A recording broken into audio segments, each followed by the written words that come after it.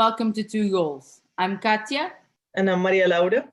And we're heading to Panama today, thanks to another episode from the Leadership Women Football Series. Our guest, Itzel Luna, is a Panamanian sports journalist with experience at the national and international level, who is currently working for the Department of Public Relations in the Panamanian Institute of Sports and also working for the Panamanian Women's Football League. She describes herself as a sports journalist, wanting to change the perspectives of her colleagues, opening the doors to the professionalization pathway of multiple communicating roles in the beautiful game. A perfect match with Two Goals podcast, and we have the pleasure to get to know her today. Itzel, welcome to Two Goals. Thank you. What a beautiful intro, because I feel like it really represents me in every way. Like, I seriously want to change the things and how professional is communications in Panama. I think that's really important, not just for me, for the ones who are growing and need space, not only in television, if not like in teams. Have a professional team of communication can grow a whole league, not just the women's, also the men's. So it's pretty cool that you guys got that. Thank you for that. And this is exactly what we need, infrastructures and a great pathway. But now, to start this conversation, let's get to know you better and how this passion for football started. So you were born and raised in Panama. For us, it is a new country at Two Goals podcast to explore. But regarding to football passion or connection, there is a particularity about you, which is difficult to guess if we consider your origins. You're an Inter Milan fan.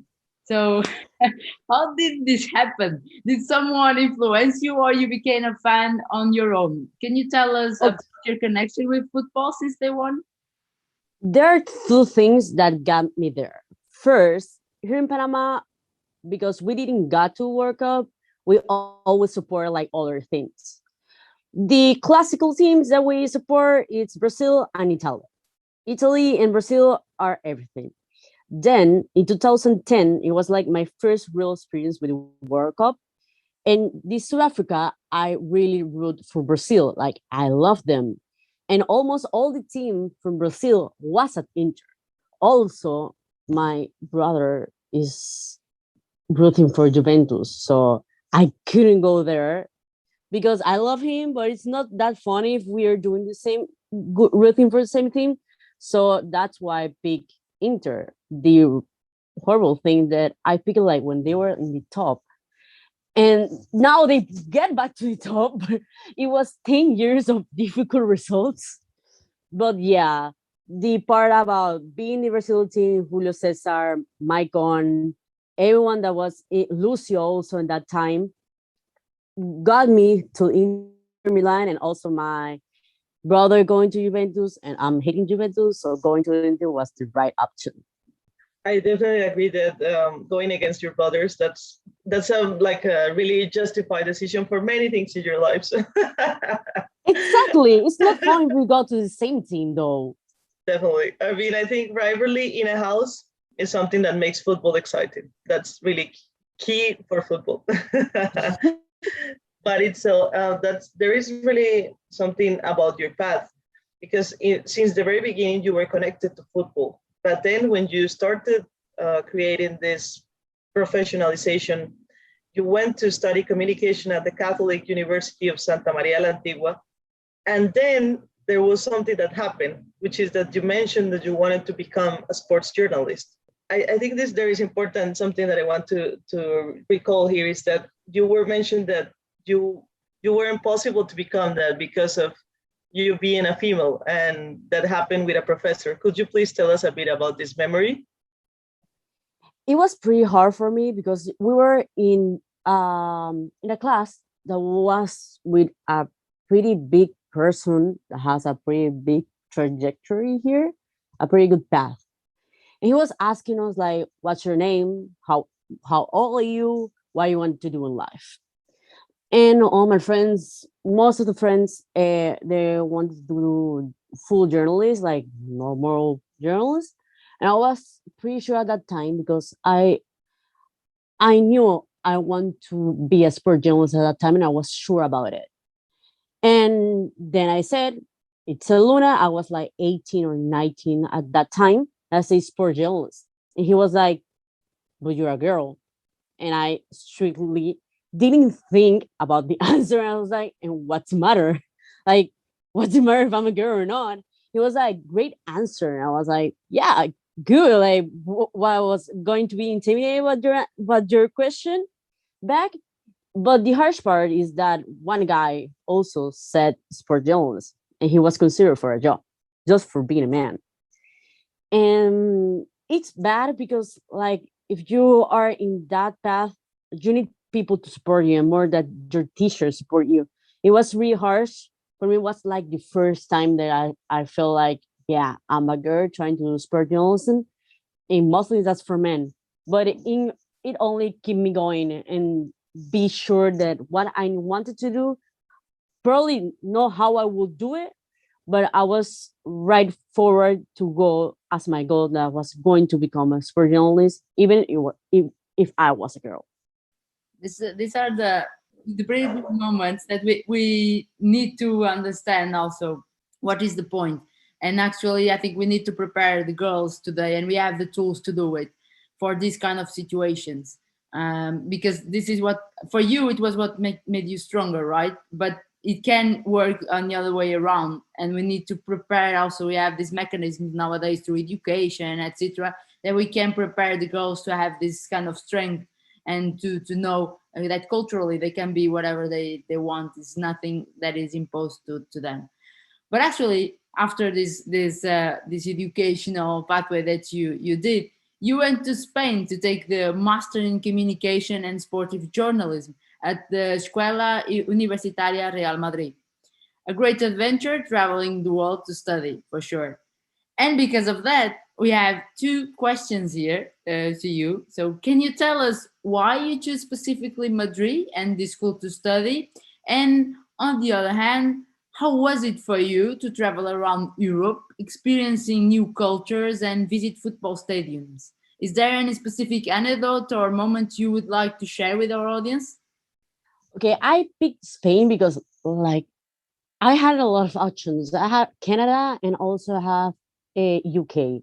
UK was pretty much expensive, so that was not actually an option.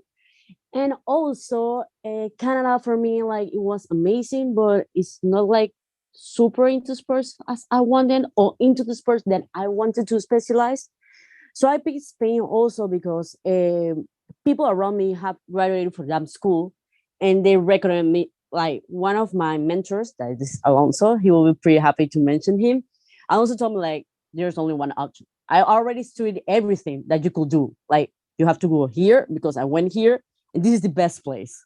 So actually, it was pretty meant to me that go to that university. It was amazing that the University of Real Madrid, the European University, was pretty amazing. And also about my travel with my brother around the world since city was, I think that we wanted to do like traveling and see all the things that we could. We see Atletico Madrid, Real Madrid in Spain. Then we traveled to England, and in England we saw Tottenham was not ready, so we couldn't go to to the Tottenham. And I already went to Arsenal, so I went to Chelsea, and we went to West Ham. Yeah, I got recommending West Ham, and it was amazing because there it happened the London Olympics, and also I went to the national one.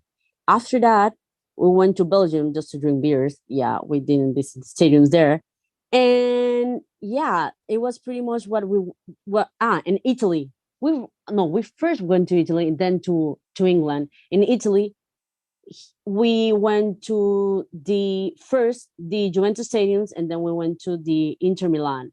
My brother tricked me, and we went to saw a Juventus game, but he told me that there was no Inter game there, but it actually was false. He tricked me because if we went to the Inter game, we probably went to the Juventus one. He tricked me, but promised me that he will pay when I wanted to go to the Inter one. It was the last game that I saw of that season. I was like, Edgar, if I don't go to this one, I will not have the opportunity to see a game in the Inter Stadium. So I went there, and actually it was pretty amazing because it's the one that Inter classified to the last champions and left Milan out. So it was pretty amazing jumping and saying Chino Salte Rossonero, Chino Salte Rossonero in the Inter Stadium. So it was pretty amazing. It was a little bit late, but I accomplished my dream to go to Inter Stadium and see the game there. Thank you for sharing this game of yours. I think we have plenty of dreams of our own that we hope to accomplish while working. So let's start to develop your professional career, your different roles in the football industry. You have worked as a community manager in Sing Latin America and in Mutua Madrid Open. I mean, having worked with traditional media before, because when you started, there were different ways of communicating, and now this role is completely connected to digital transformation and the fourth industrial revolution. Could you please tell us how they complement each other, especially regarding the football industry? It's pretty amazing because I actually, when I was in my first class of practices that we do like all over Panama, we do practices, and they told me in 2014, probably or 15, that the only roles that we could do when we get out of the university were going to be community management. And we were like, what? Community management? It was not a thing yet. And then when I got out the university and I got this opportunity, like the last week I'm in my university, I got this opportunity to work in social media. It was challenging because I didn't know if I like it to work in social media, but it was pretty amazing in that first job that was Sync, just because it was about all the sports and it was a lot about marketing. It was a lot about organizing races, a lot of producing events. So managing that and also with social media was a great help. Also, when I hear that I actually work with Mutual Madrid Open, I just can't really analyze it and putting me there. It was just an unreal opportunity that I got. I did the interview. I didn't know I was going to be picked because I was real sincere. Like, I know Rafa, I know Federer, I know Djokovic, and I know like the top five. But I love tennis, and it will be a pretty amazing opportunity. I know social media. I know how to work because in Sing I also work with a private league here in Panama, and I have a lot of experience in social media. But that time, I told them like, I really want this. I really want this. And seeing me there, like seeing Rafa for free because I was working, I just still can't believe it. I was like, this is really actually will work. Like seeing Rafa playing, like I cannot believe it. I was not like in the journalist part, but I almost took charge in all the stories that we had because they were like super into doing stories, and also I kind of helped like in the daily show that they had. So it was pretty amazing doing interviews for social media, doing all that kind of stuff. It was pretty amazing. And also I got to take pictures, and my pictures get to the magazine of Mutual Madrid Open that goes like, I don't know if it's Marca and us, but my pictures are there. My boss was pretty amazed when he saw my picture. It was like, you take a really good picture. And I was like, yeah, I had to because I studied that and I had to do it in Panama when I was doing races and everything. But it was pretty amazing, pretty unreal for me going to the magic bots every day and saying like, yeah, I work here. It was pretty amazing for me. Mutual Madrid Open was a pretty amazing experience and seriously unreal. This expression that you just shared with us, like I'm working here, is something that it stays with us, right? And you kind of accomplish that. You're not working, you're just enjoying the moment, but you're doing some pieces, let's say like that. And moments like this, or one moment like this, I will put it this way, happened in March 2019. And on this month, in a certain date, you were at Porto, but not only to visit the city. You covered the Brazil against Panama friendly match at Estádio do Dragão. You have better stadiums there, but That's okay. You went there.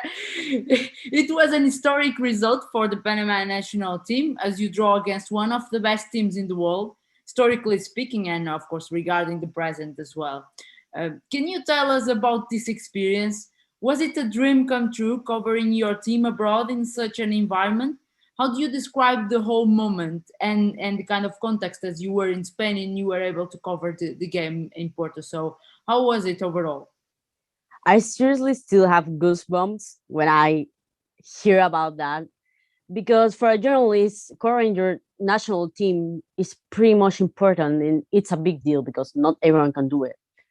And also, not everyone can travel to Portugal to cover your team when they're playing against Brazil. So it was an unreal opportunity that I had. But that time, and I still working with Agenda Football when it's about journalist projects. And I said to my boss, like, hey, we go half and half and I will do it. Because it's a media communication that doesn't have a lot of budget. And I was like, let's do it. He got me the accreditation and I travel alone. The cool part is that two journalists from two different TV channels were there also, and I knew them. So they helped me a lot. And also I have a good connection with the national team. I got there alone at my Airbnb. It was the first time that I was traveling alone, I think. Yeah, it was the first time I traveled alone. I was trying to country that I didn't know the language, and I was struggling to cover my national team. It was a pretty amazing experience. I didn't know that that time that the day I arrived, I had to go to get my accreditation, and it was the training of the national team in the stadium. It was pretty much everyone was helping me. I I accomplished to do it in a pretty good way, and for me it was when Panama scored the goal. I just still cannot believe that that was when the okay when the match was done. Everyone was interviewing the Brazilian team because they were like all the journalists. They were like pretty freaking mad because they couldn't believe that their team tied up with Panama, and we were all excited about that. And it was pretty real. I stayed one day later to visit all the country. I love Porto. I would love to go to Portugal to see all the places over again. But it was a pretty magic place, an amazing game, and a unique experience that I will never forget. Like my first international was with Brazil. Like that doesn't happen even a lot though. Let's pick on something that you mentioned, which is that you got some help from some top professional communicators back then that you look after, but they were crucial for your job that day. But actually, how does Itzel Luna prepare herself to a match day, to an event? How's your routine? We would like to know a little bit about the details about this. I do a lot of photography. That's the thing that I like about the games. I like to do photography. I did photography that in that game. And also, I think I get a little bit nervous about the questions just because you're doing questions in national team. Like, you're not interviewing like some random people. And I feel confidence because I think like in this game, the the manager didn't do like a press conference. So he went to the mid zone and you have to interview him. But I only have a pass for being a photographer and be in the court. So I couldn't go to do the interview. But I sleep around. I because the accreditation was made in Portugal. And I told them I can. And he said, you shouldn't, but you can because of us. And then I snuggled with one of my teammates and they was like, yeah, I got here. And they passed me the manager. I knew the manager because when I was in Spain, he was told he was going to go back and he was in Malaga. So one day in Spain, I went to Malaga to interview him just before he went to go back to Panama again to manage. It was um, it was pretty amazing because I he already knew how professional I was. I was the little one. I was the only girl covering the Panama team there. But he was pretty professional about he knew how professional I was. So everyone was like, wow, imagine Peter like really attention to you. I was like, yeah, I know him. I have interviewed him and he know how professional I was and I was not playing around. So that's pretty good to like do a great relationships and to people know how professional you are, to have a great opportunity to do a really great interview is really important. It's not about the question that much. You have to know how to do the right questions, but if you already know the person before, it's pretty much easier to do it. Yeah, completely agree. And that's why networking is so important, right, in this industry and others. So now let's talk about your professionalism, but what you perform nowadays. You work for the Department of Public Relations in the Panamanian Institute of Sports, and you have a podcast called Rincon Técnico, in which you're the producer, where the athletes tell their own stories. So, can you tell us what is your role overall inside this institution? And also, as you started your career as a production assistant, how do you see your role today as a producer yourself? What did you learn through the way that you apply today?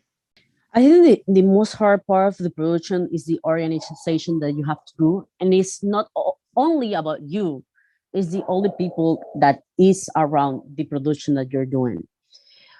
Working in production told me that you have to be organized and you have to plan. If you don't plan, everything is going to go wrong. Like there is no way if you don't plan how things are going to go, which questions are you going to do is not going to work right. I think that's one of the more important things that I learned and I practice it in Rincon Técnico. It's a pretty amazing podcast which involves a lot of people that it's not also only for doing interviews, is to give that extra step that most of the other sports that they are not basketball and football needs to be spoken and to be listened. So for me to do an interview about archery, about how they train, how the sport is developed, is pretty much important. Also talking to the athletes that are classified to the Olympics right now. It's just a balance that making a platform not only for the great people and the big people to talk, it's also to give that step to the sports that need that platform to get that exposure that they need.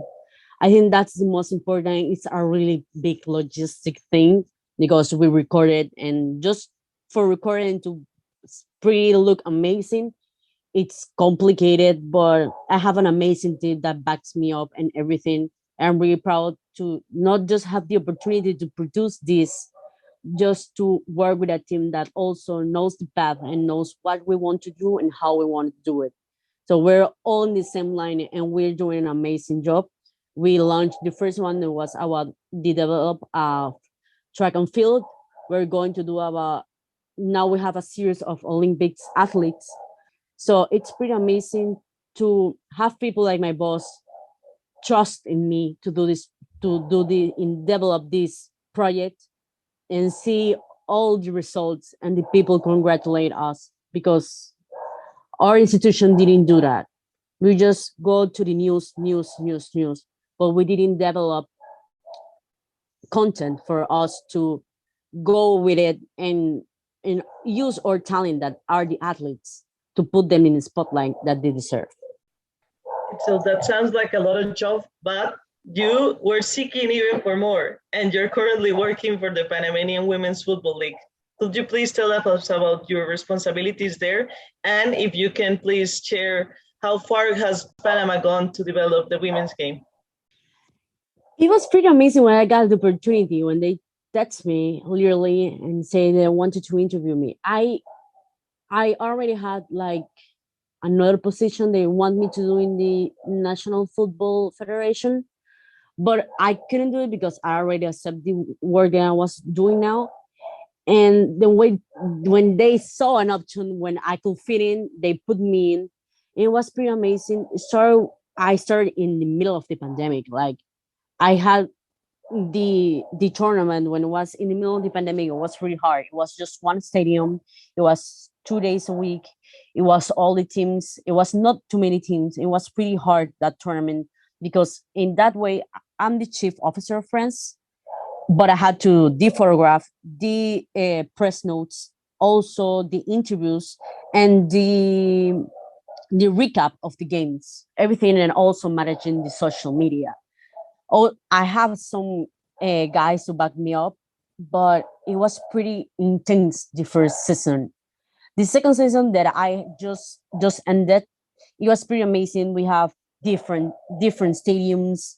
I have people back me up in the outsides of the Panama City. So it was pretty amazing. I could do the rebranding of the league when we changed the hashtag because the hashtag was a little cheesy about girly things. And now it's the hashtag in English is our moment because I want the athletes to feel that they're part of the rebranding.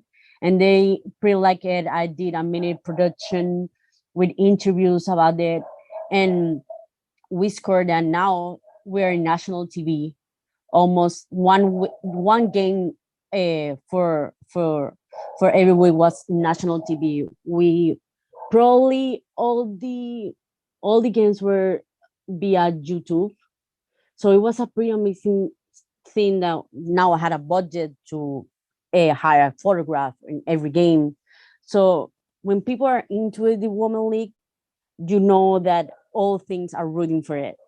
So it was pretty amazing seeing the develop and also the girls feeling that it was their time and they were seriously taken.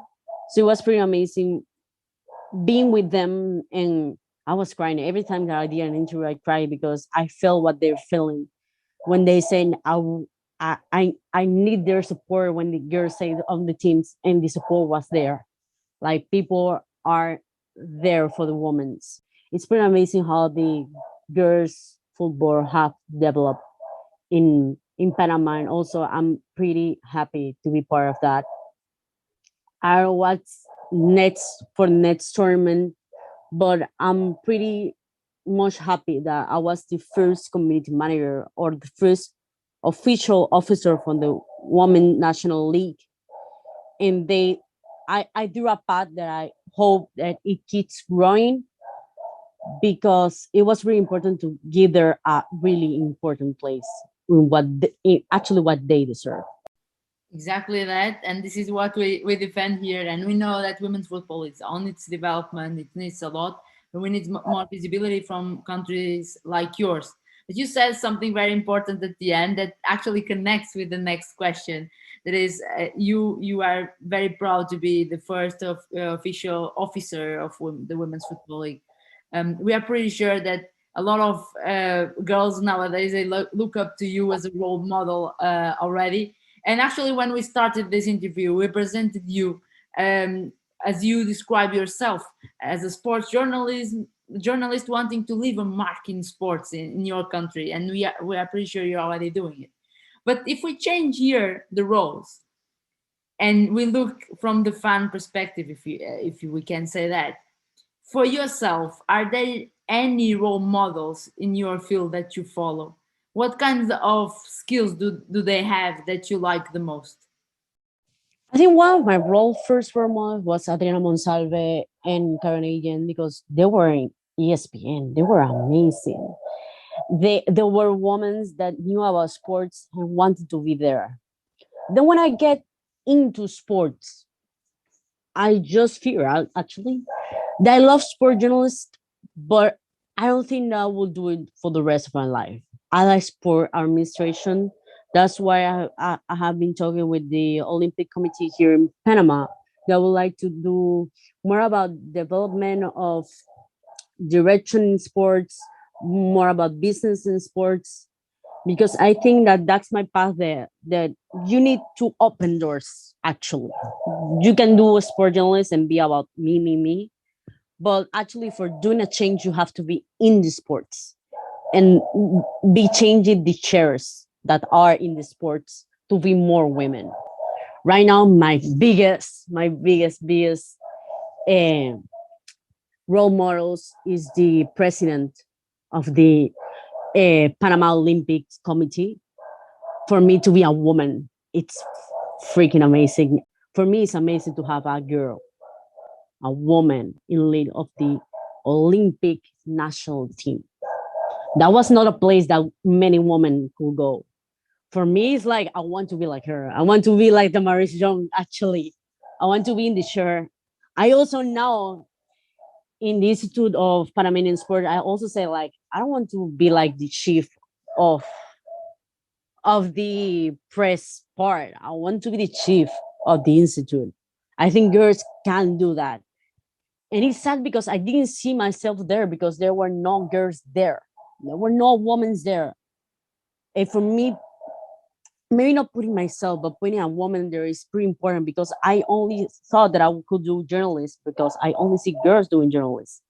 I didn't see girls being in the chair that take the decisions. And now seeing one taking decisions got me thinking that I maybe could get there one day. So it's pretty important to prepare yourself a lot to go to those places, but just really prepare though. I have a master degree. I want to do a diploma in business. So I have a plan to refocus my career and leading the path that I want to do to open spaces for more girls and professionalizing the all the communications I want to do. And I have to my own brand to do communications here in Panama. I have a lot of things on my mind. I just need time. That's the thing I don't have. I have 2 jobs. I don't have time. So I have to manage all about that to see how I manage it. But I see myself in a picture, and I actually really glad about Damaris because thanks to her, I see myself in that chair. So it's pretty amazing. Representation is really important, and I have acknowledged that and know that being here, representation is really important, girls. Well, Itzel, I think there isn't a better way to close this interview. I think you have showed us that first, that if you are being told that you cannot do it, you should definitely go and do it. That's the first thing.